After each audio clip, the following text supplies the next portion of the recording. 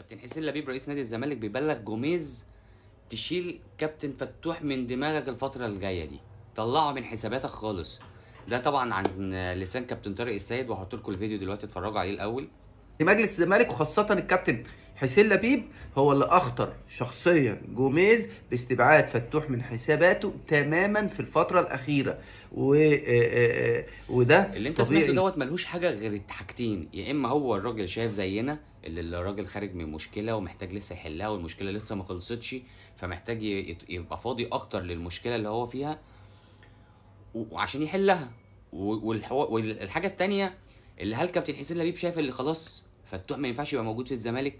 فتوح ما ينفعش بعد اللي حصل منه دوت يفضل لابس تيشيرت نادي الزمالك؟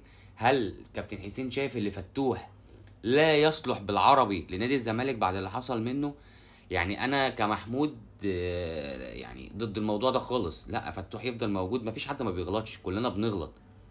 غلط بتاعه يتعاقب عليه، وهو اوريدي اتعاقب عليه، ونادي الزمالك لما يرجع ان شاء الله يعاقبه برضه عليه بغرامه بأيا كان، تخصم من مستحقاته وتعمل اللي هتعمله. بس يعني هو خلاص اكيد عرف غلطه، واكيد ندمان عليه مليون في المية. فكفايه اللي حصل له ده، وبرضه نادي الزمالك يطبق عليه عقوبه، بس يفضل موجود في نادي الزمالك.